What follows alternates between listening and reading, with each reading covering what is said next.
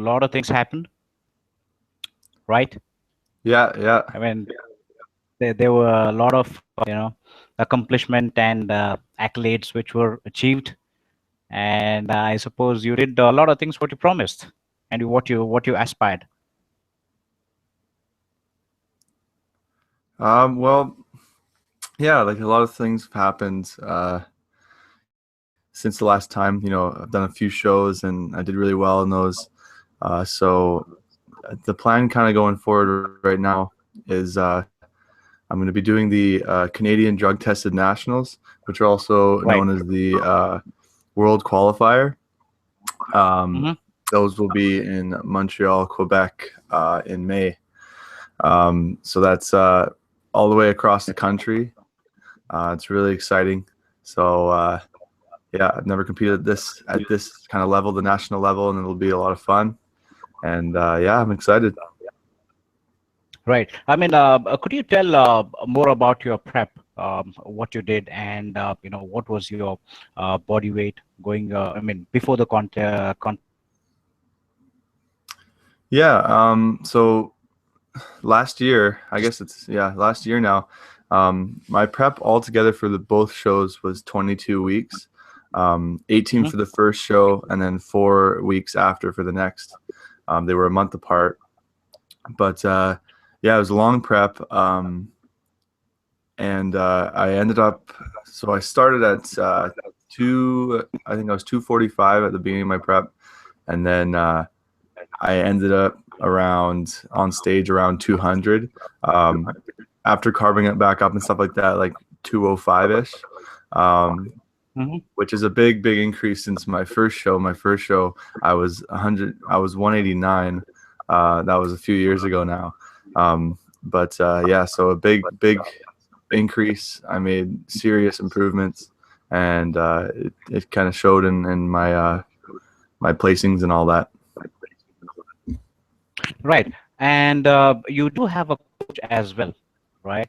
Um, and I mean, interesting coach, somebody who has a lot of experience. And um, if you could elaborate more on that, how coach helped you, and how different was it compared to previous show which you did? Yeah. So my coach is Dawn Allison. She's a competitive bodybuilder at the national level for years now. She's also a U.S. national champion powerlifter. Hmm. She's she's basically just like a book of knowledge. She knows everything when it comes to competing. She lives it. She's breathed it for 30 years now. She's worked with some of the best coaches in the world. She is currently coached by George Farah, who coaches like Dexter Jackson, Kai Green, some of the best bodybuilders in the world. And she's looking to get her pro card. She's very close at it. She's been right there for years now. She's almost there, but no, yeah, she helped me quite a bit. The main difference for me was posing. In my first show, I wasn't I wasn't too yeah, like I wasn't too aware of the posing and what stage presence really is. That's what she helped me most with. The diet, obviously, it's really nice to have someone else kind of plan your meals out for you, so you don't have to do that.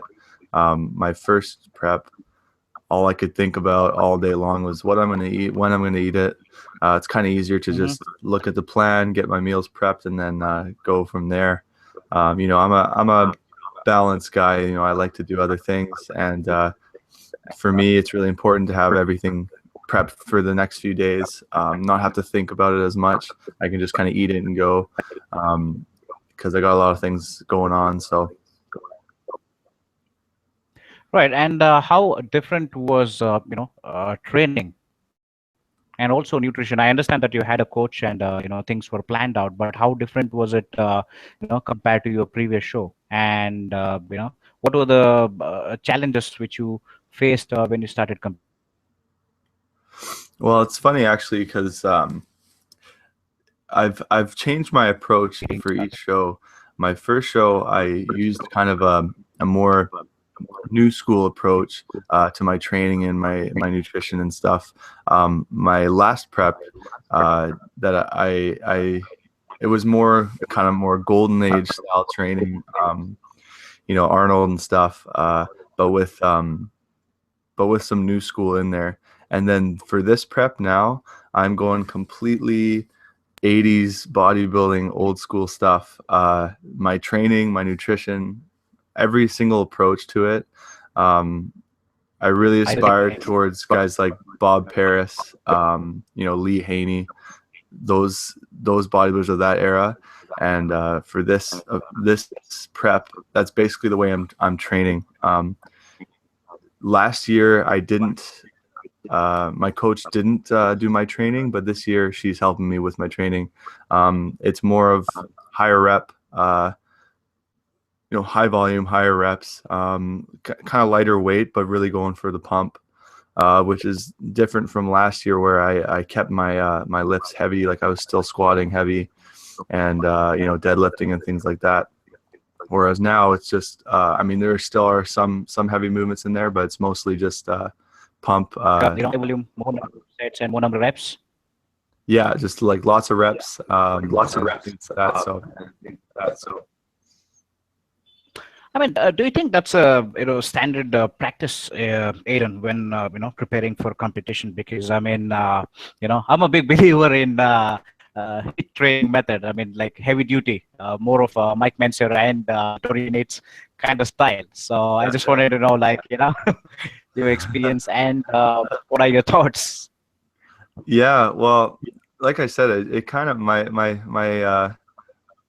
my opinion on the training kind of changes quite a bit, but I am more into the old school stuff. So very high volume. I'm usually in the gym lifting for 2 hours at a time, and like higher reps. I find I guess I get more of a pump and I get more soreness, muscle soreness and stuff like that. Whereas when I'm lifting like all out one set kind of thing, Dorian Yates style, I can't for some reason it's a mental thing. I can't get away with doing anything less than 3 sets. It's got to be 3 to 4 to 5 to 6 sets for everything. That's just the way I am though. Okay. Yeah, because you said you trained for 2 hours, right? So 2 hours of lifting weights, or that includes cardio? Like, do you do a split training or something? Like, I usually I'll do my cardio post workout. So yeah, that is I guess an hour and 40 minutes lifting at the moment, and then 20 minutes cardio post workout. But for me, like the idea is your body will utilize the carbohydrates during your training, and then at that point when your carbohydrates are like, and your glycogen is drained, you hop on the cardio machine and your body will start burning fat instead of carbohydrates as a source. So that's kind of the idea there. I kind of flip between fasted cardio in the morning when I get up, or post workout when I'm done my workout. But I'm at my job. I've been working really, really early mornings, so it's kind of tough for me to get there earlier to do the cardio. So it's easier for me to do after workout. So. right. Now, that's an interesting thing which you brought up. Training for a professional who has probably sponsors and stuff, or he's a full-time bodybuilder, is different compared to somebody who's working, and he has to work more, say 8 to 5, or some even work during the night, and try to manage their training and competing. So how difficult is it? What are the kind of what do I say, challenges that you face, be it at work or in general with your life? If you could share that. It's not too, if it's not too personal. Absolutely, yeah. Well, it's really tough. Like I said before, I really strive for balance in my life, but it's really tough sometimes, especially when you're competing, because when you're competing, and those who have competed, they can kind of sympathize with me is everything else in your life kind of just takes a back seat. And as much as even if you're not that kind of a person, you kind of become that kind of person while you're prepping. Just the constant meal prep, cooking, eating, training, all that stuff, cardio. It takes up the majority of your day. And it's funny. I can remember at my first job, my old manager, he was a former bodybuilder, and he told me that one day. He says, I remember what it's like, man. It's like having a full-time job on top of your full-time job already, so, and it's exactly what it is. And for me, it's tough. I work early mornings, 8 hours a day. I work early mornings to the early afternoon, and then as soon as I'm off, because I work at a gym, I got to go up and train, and then do my cardio and stuff. And it's really tough. Sometimes I'm really tired and dragging. Sometimes I just can't take it. I'll have a nap, but then that pushes me back even farther. And it's still kind of like you still gotta hang out with your friends. You got to spend time with your girlfriend. Spend time with your family and stuff. So it's really tough to find time. I do the best I can. I think I do a good job, but like I know people who have totally gotten lost in the sport and left everything behind for it. So bodybuilding is a huge part of my life and a huge passion, but it's not everything to me. And I have a lot of other things going on too, and things that I love to do. So I just try to find a balance between that. I mean, that's all you can really do, but it is really, really easy to not train. Like I understand, when you have a full-time job, why so many of the general public just go home and watch TV for the rest of the day, because it's tough. It's draining, and it's tough to find the motivation to train after a day's work. Absolutely. I mean, I just wanted to bring that point up because, I think the bodybuilding lifestyle is glorified, and I think it's, too, what do I say? Not cartoonish. It's like more like MTV, and people think, it's really fancy, just training in the gym, lifting heavy weights, and probably eating all day. It's not. Oh, it's not the case. No, Unfortunately, no. there's a lot of hustle which goes through, and especially in the amateur and national circuit. Even for matter of fact, international circuit. If you have not really made it, probably top three or top five, or even somebody like Mike Matarazzo. I mean, you're a bodybuilding fan too, right? Oh yeah, Pretty big big. big fan of Mike Matarazzo. Yeah. Yeah, I mean, he used to place really bad in the shows, but he made a lot of money making ads and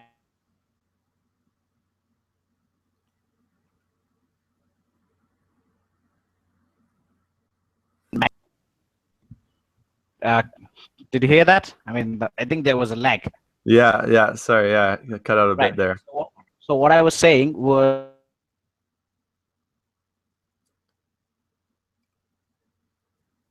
like making shows. I mean, like guest posing and ad money, being on the magazine cover and stuff like that, compared to that of competing. Yeah, well, that's a very good point. Yeah, a lot of people, that's exactly it. It's glorified, and a lot of people think it's just like all fine and dandy, but there's a lot of darkness to it. There's a lot of stuff that a competitor goes through mentally, physically, obviously, but more so mentally. And you pay a big price when you do these shows. You sacrifice a lot of things, and that's just the Mhm. reality of it. I mean, there's no way around it. And you see the final package of the competitor on stage, and you have no idea like what they had to go through to get to that. So most people kind of look at that and they'll be like, "Oh yeah, I want that," but they're not prepared to make the sacrifice that you have to make, because it's easier said than done. That's for sure. Absolutely. I mean, have you watched Raising the Bar? Yeah. That's one of the good, I mean, best documentary, isn't it? I mean, documenting what goes through, more of emotion and stuff rather than the reps and sets. I think that was a pretty good, documentary. A couple of documentary, Raising the Bar 1 and 2. That was absolutely beautiful. I mean, Yeah, it showed a absolutely. lot of stuff. Yeah, and I think it's not talked about enough, and people just they don't realize that it's not the easiest sport. Obviously, it's one of the hardest things you'll ever do, and I mean even recreationally, like not even competing, bodybuilding's still tough. It's really tough on the body. It's draining. Takes a lot of your day, a lot of time Mhm, away, and mhm. yeah, most people aren't prepared to give that kind of attention or sacrifice. So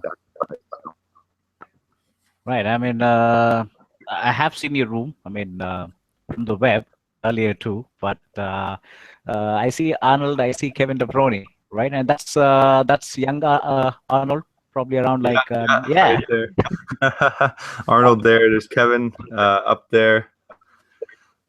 yeah. I mean, that's also Arnold, right? The one above Arnold is also Arnold, a younger version, I suppose, around 19 or Yeah, 20, that's right. when he Yeah, won the Universe in London. I've got yeah. So there's Arnold there, Arnold up there. I've got Evan Centopani there, Kevin Levrone Yeah, there. Some of my the favorite bodybuilders. Canadian brother, huh? Evan. Evan is Canadian, right? No, no, American. Oh, American. Okay. There was another pro. Who's that, Aiden? From Animal, you mean? Or maybe you're thinking of Frank McGrath, or Ah, yeah, yeah, yeah. Frank. yeah, yeah, He was a beast. yeah. Crazy vascularity on that guy. Yeah. I mean, I think he did compete again, but post accident, he's not the same. I mean, in Yeah, terms I'm of, not sure if he's even gonna compete again, but he still I does think he well did. with the sponsors. Yeah. I mean, that's something which he did. I think he's well off. I mean, Oh yeah, absolutely. Jay Cutler is smart. I mean, if you talk in terms of business, Yeah, Jay Cutler, he's probably the most successful business-wise, other than like Arnold Schwarzenegger of any bodybuilder, I think. Just kind of a master marketer. right? I think now Kaya Green might follow the footsteps of Arnold, not to the great degree, but he has, I mean, quite created an impact. I would say, I mean, artistically, Yeah, no, I've heard that, and he's doing some TV stuff. He was kind of the intro guy to the NFL football programs here in the States and in Canada, right? which is really cool. Uh, but I mean, he'd be a great fit in acting and stuff. He's really interesting character, and he's got a lot of character to him. I think he'd do really well. So that's kind of cool to see. Um, you know, for me, I don't think it's worth it for him to just keep competing when in a federation where they don't necessarily appreciate him. I guess to a certain degree. Yeah. Um, you know, is it worth it? I would say he's doing the smart thing by using his bodybuilding fame to get him farther, kind of the Arnold way. Right. Yeah. I mean, he did. I mean, and the show which you did recently, you looked absolute best. You look phenomenal. Thank you, man.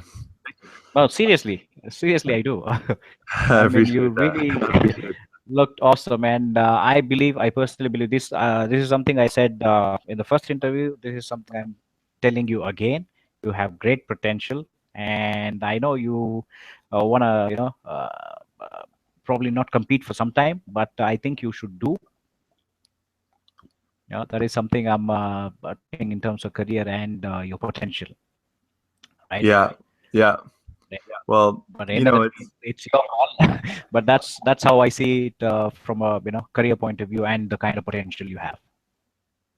yeah. Well, it's funny. I never expected much getting into the whole bodybuilding thing, but after having some success in it, I I kind of rethought the whole thing, and you know, who knows after this show what'll happen. You never know. Like, a lot of people have made a return.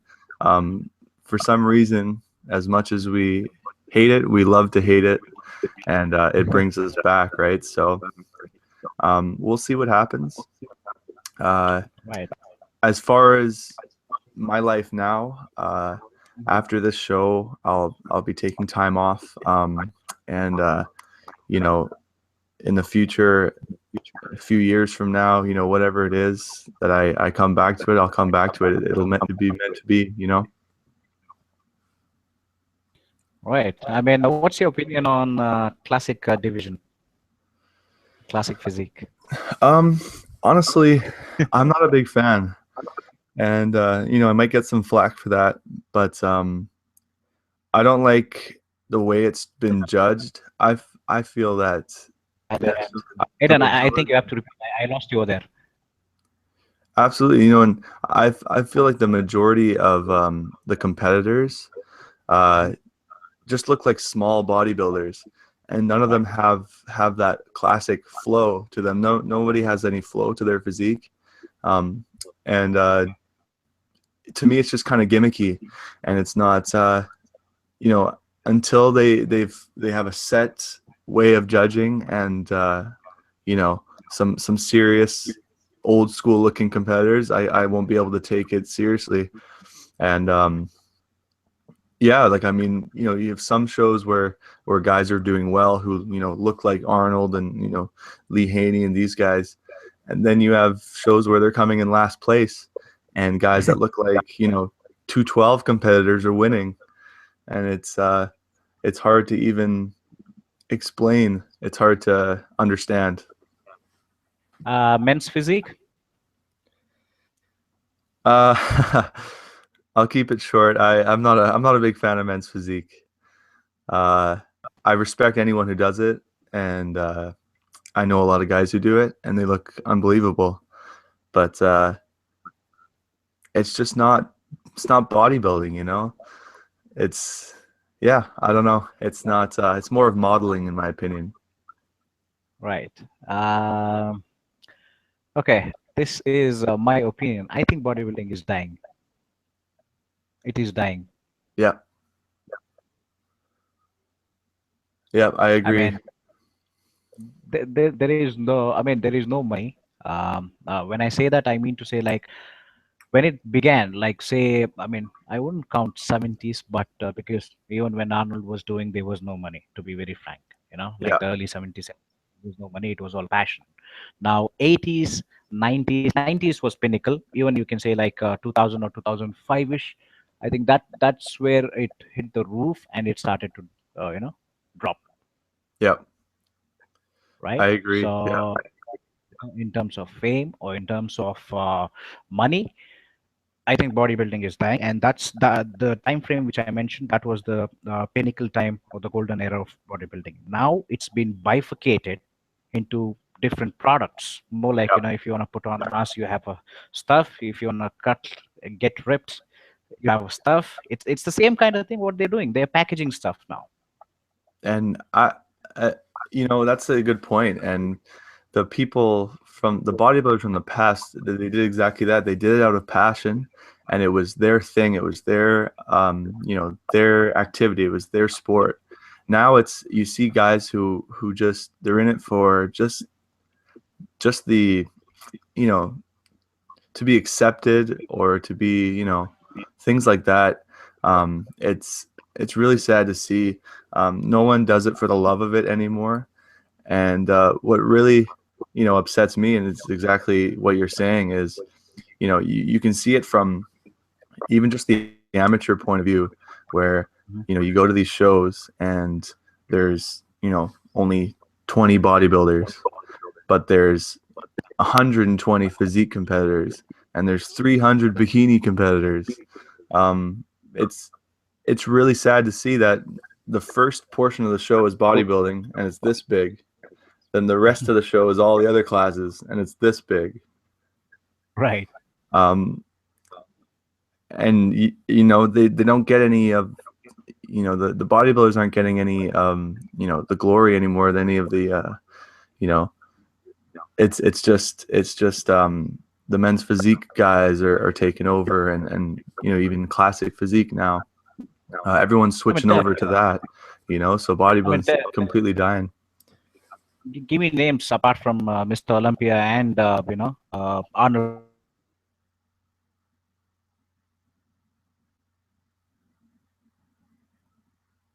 Clark, be it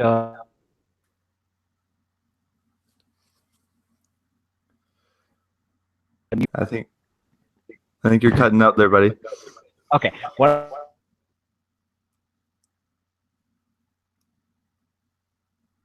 I mean, you see only huge money in Mr. Olympia show or the Arnold Classic. Yeah, I don't know, you know, to me, I actually like the Arnold Classic better. The Olympia, it's hard to even watch sometimes these days with the current competitors. Um, you know, it's the same thing I was saying before about classic physique is nobody has any flow. I mean, you know, there's Cedric McMillan, who has a good physique, but you know, everybody else, it's kind of tough to watch. And you know, as exceptional as Phil Heath is, and as good as his Right. physique is, I'm not a fan at all of his physique. It's just, to me, that's not bodybuilding. That's more science and chemicals and stuff like that. It's not, you know, the endless hours in the gym. It's not the athleticism, you know, like it used to be. It's not the physique that people on the streets can look and go, whoa, like I want to look like that. It's like, holy crap, you know, what the heck is wrong with this guy? And the fact, you know, the whole, you know, bringing the Olympia to TV this next year, I don't know if that'll even go over well. I mean, the Olympia, I'm sure you know, was actually broadcasted on TV back in the 90s. Mhm. And I mean, that's when bodybuilding was at its peak, right? Right. Like popularity wise. But now it's just kind of, you know, people just kind of see it as a freak show. People on the outside, you know, um, whereas before, somebody can be flicking through the channels, you know, that's never seen bodybuilding before, and you know, be wow, like this is really cool. But now it's kind of more. I don't think people will, you know, outside of the bodybuilding world will even tune in. So, um, you know, I don't know if it'll be as successful as they think it will. Right. Well, you know what's gonna happen. I don't know. Maybe in like 5 years or so, or 10 years or so. This is my prediction. I mean, now we come from a generation where if we talk about strength and aesthetics, we relate to bodybuilding and bodybuilders, right? Yeah, There's going to be a time where people, when you talk about physique and strength, people are going to talk about crossfitters, people are going to talk about men physique competitors and classic division. I don't know how long the classic division is going to run, but men physique for sure, and crossfit and stuff like that. That's how it's going to exactly. go down. Yeah, yeah. But yeah, you know, that's actually a good prediction. Um, and you see that too. Like you go to a gym, and you know, at the gyms that I'm a part of, the bodybuilders, you know, the Mhm. bodybuilding coaches and trainers, they don't get much attention from the outside public, but the, you know, the men's physique guys, the CrossFit coaches, they get all the attention. You know, they get all the clients, all the customers, and you know, is exactly that. Like before, if I thought of fitness, if I thought of, you know, working out, I would think of, you know, a bodybuilder. But now it's quite different.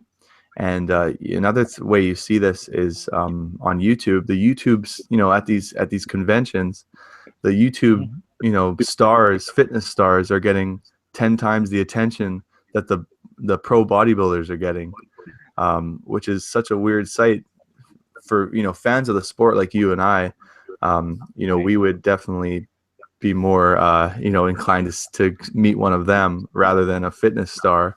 But you see, you know, Rich Piana getting a million people flocking to his booth, and Dexter Jackson getting like 50 people. You know what I mean? I mean, Rich Piana, I don't know what he did. What was that? I think there was a bulking session. I mean, there was a series which he did. Then he said he went on some Atkins diet or something and he's getting cut. I mean, that's very irrelevant to him, isn't it? Yeah. How is it relevant to him? I yeah, I don't. You know what? I've never been a big fan of Rich Piana, to be honest. I don't know what the big buzz is. Um, you know, uh, and most of the YouTube that I watch is smaller channels like like you and you and I and people inside our fitness community. I don't even really watch any of the big YouTubers anymore.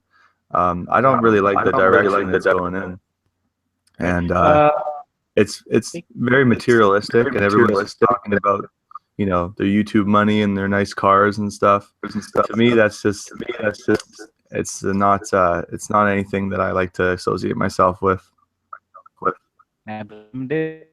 since you mentioned, there's a guy called as, I don't know whether I'm going to pronounce his name correctly, Jeff Nippard or something. I don't know the last name. He's a short guy. I think I've heard of him. Yeah, He's like 85,000 subscribers, and I mean, he does a pretty good job in terms of like explaining things, putting his views and explaining things scientifically, right? I think yeah, it's pretty good. and that's what nowadays, like before, if you used to watch the fitness YouTube side, it was exactly that. It was people explaining movements, exercises, training, nutrition, how to, things like that. That's the stuff that I always enjoyed. But nowadays it's just vlogging about your nice car and uh, ab shot in the mirror, and for me that's just not inspirational, and that's not you know what I like to watch at all. Um, Right. However, I will watch bodybuilder, like battle of the for the Olympias and things like that of the past, where the bodybuilders are just eating and talking and training. That's what I like to see. Those are classic videos. Well, I just ordered one online the other day, 1996. players have easy access to it. I mean, here in India, I mean, especially around like 2000 and stuff, these were like like what do I say, smuggling drug. Yeah, I mean, there was pretty much no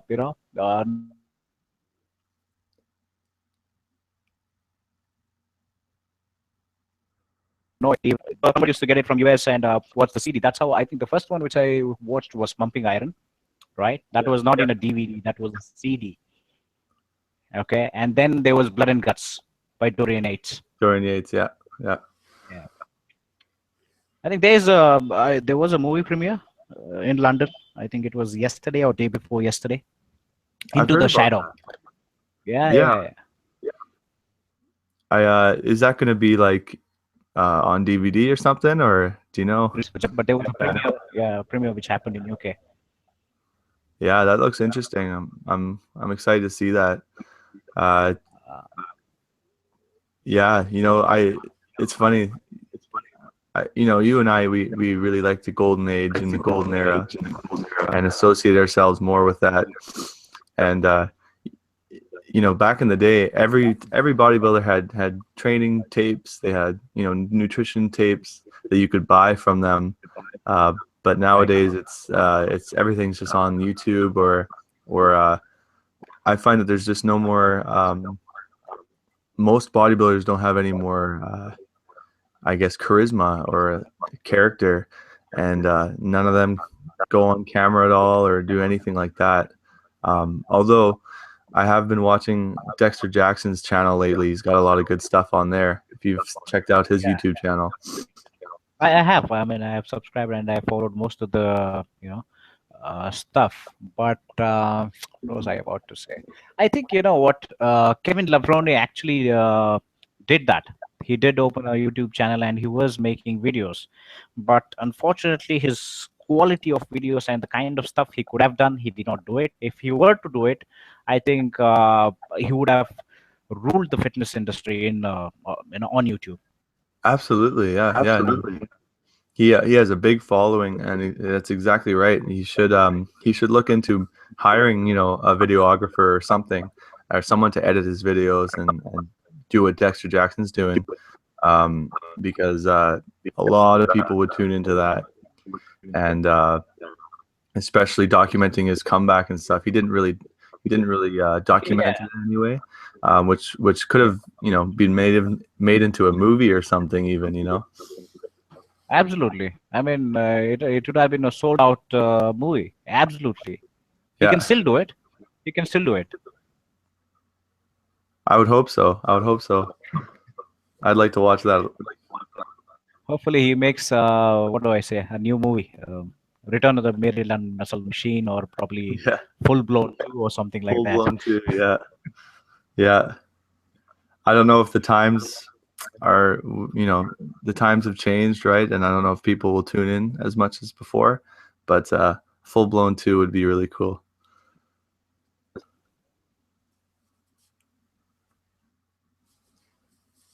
Absolutely. I mean, but now look at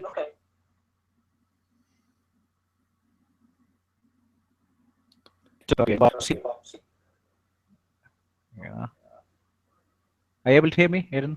Yeah, I can hear you now. Yeah, Okay. So, as I said, people just want to see him. I mean, it's phenomenal what he's doing at his age. And what do I say? Yeah, I think even the younger generation is following him. That's something good. yeah, yeah, totally. Yeah, I've noticed that. He's got one of the biggest followers for sure. From any bodybuilder, like some of the best bodybuilding fans. But I was kind of disappointed with that whole thing, and I was hoping his comeback would be a little more, like I said, documented, and it was kind of like the suspension, like we were all tuned in, and then the day of the show, it's just like, you know. Um, but then again, I was actually so happy to be able to see one of my biggest idols in bodybuilding, uh, you know, back on the stage. Being able to see him on the stage live was really, really cool for me, because back when the last time he competed, I was a really young kid, and bodybuilding was not on my mind. But yeah, it was really cool to be able to see him back on stage. Awesome. Okay, question for you. Are you gonna do like men's physique or something? And would And I why ever not? do men's physique? Yeah, yeah. Why not? Um, I have a good physique for it, I would say, but I would never try anything else. The bodybuilding is where my heart is, so I will continue to compete in bodybuilding. Although at this national show that I'm doing, they have a Hmm. category called classic bodybuilding, Hmm. slightly different to classic physique. It's Hmm. just more of what I believe classic physique should be, and that's where Hmm. it's more Arnold style. We still wear trunks, like bodybuilding trunks, rather than the shorts, and Hmm. it's what I think classic physique should be, and I might be competing in that as well. So we'll see. Yeah, why not? I mean that's what I wouldn't say advice because I'm not a coach or in no position to advise you. Probably I mean it's my opinion. I think you should do it. Yeah, well, I get that a lot, and people always say that I should do classic physique because that's what I look like, and that's what my physique is. But yeah, I that's kind of the plan. Uh, I'll be doing junior and open bodybuilding, and then maybe the classic bodybuilding as well. Right. And even on the Instagram, probably if you could share more of your training stuff and pictures and the progress. Yeah, yeah. Well, that'll come more as I approach closer to show.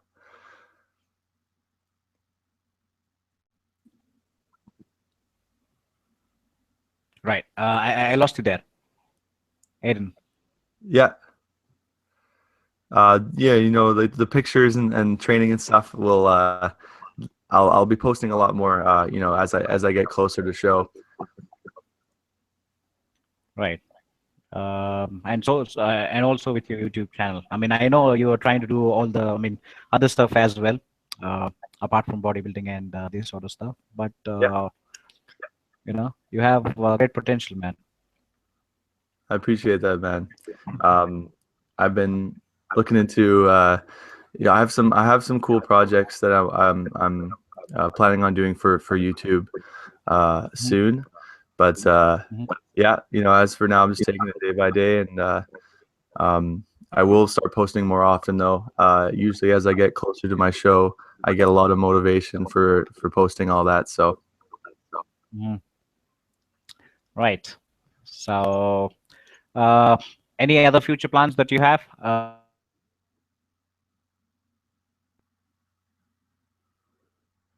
Anything which is um, as far as bodybuilding goes, like I said, just this show, and then taking time off. You know, there's I'm at the point in my life. You know, I'm 21 years old, and I'm looking to push my future in the right direction. Um, Obviously, keeping the bodybuilding in my back pocket, but you know, also trying to expand in different realms and see what I might. You know,